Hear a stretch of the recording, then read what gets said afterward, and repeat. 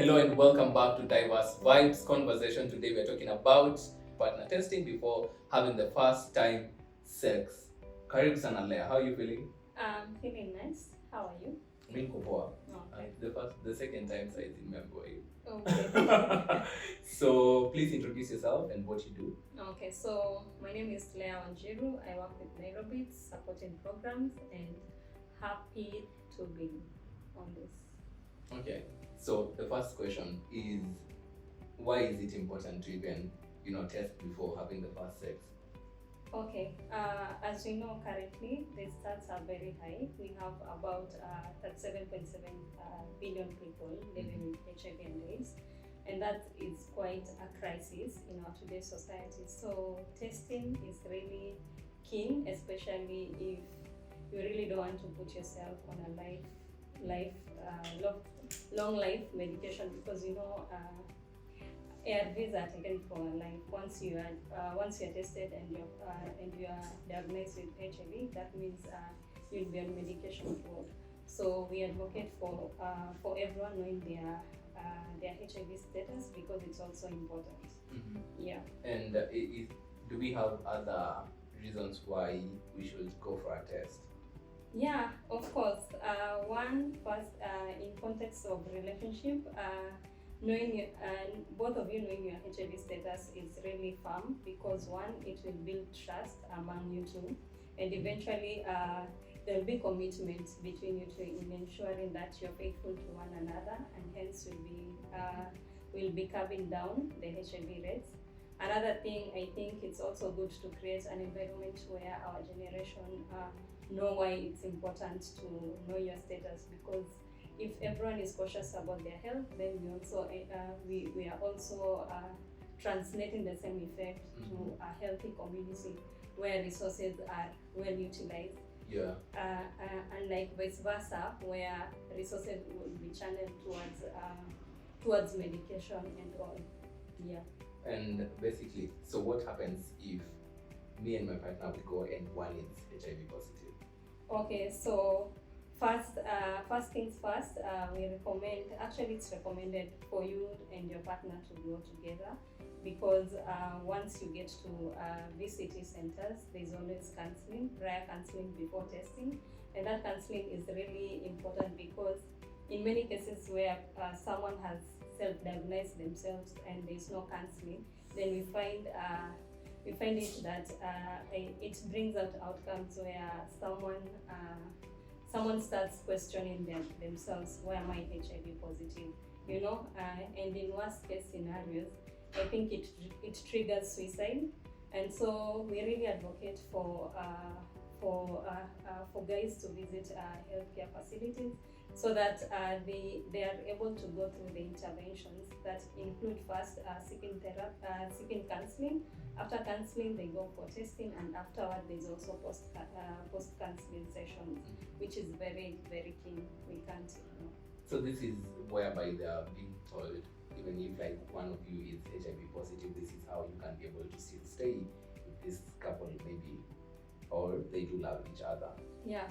So let's put an example, a scenario where maybe a couple has gone and one has been diagnosed with HIV. So there's a way healthcare provider advise, especially this is in scenarios of discordant couple where one is positive and the other one is negative.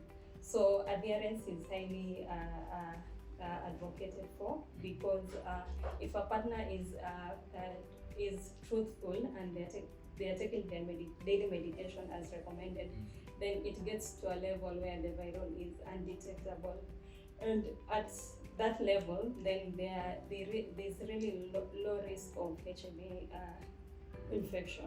Yeah, and I also just think we will be in a better position for you as the couple to understand, the measures that you have to take to protect each other. Yes. Let's say if one of the couple has HIV/AIDS. Yeah. And just to flip the script, what happens if one of the partner is like, me, I'm not going, by the way. I don't believe in this, so I'm not going. Wow, I love that question coming from man. This is the most scenario and the realities of the ground. Like, for us women, we are very receptive. We are very open to taking the test. However, when it comes to our partners, it's quite hard because I don't know. Probably you can give a man perspective as to why men are not so open, especially when it comes to knowing about their status. You just flipped the script on me, and I was like, yeah. So it depends with basically how you speak to people, and it's not only on men. Even if I believe I also have friends who are female and they're like, you just pushed me to go and do it, so I'm not going to do it. Until you speak to that particular person and sell the idea that this is something that is good for them, they should be able to understand you, where you're coming from, and figure out how best they can support you and support the relationship. Mm-hmm. So I believe sometimes it's basically people not understanding the weakness of that particular person and tying their, the best interest of them and also that person to figure out how best they can go and get the testing. Yeah, for sure, I agree. And such conversation are what will also create more awareness to make sure that also our men are not left behind, because HIV is not only for men, for women, it's for everyone. Children, adolescents, youth, older persons. So we need to know our status.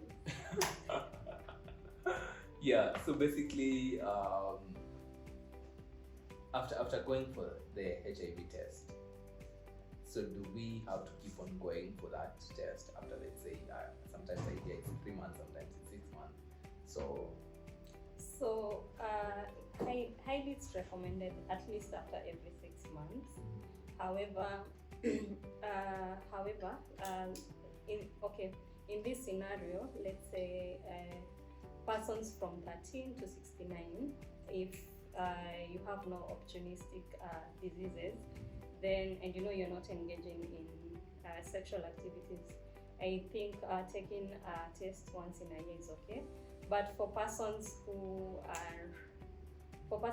are HIV positive, I know periodic there's HIV test as they visit, as they go for their refills and refills for ARVs.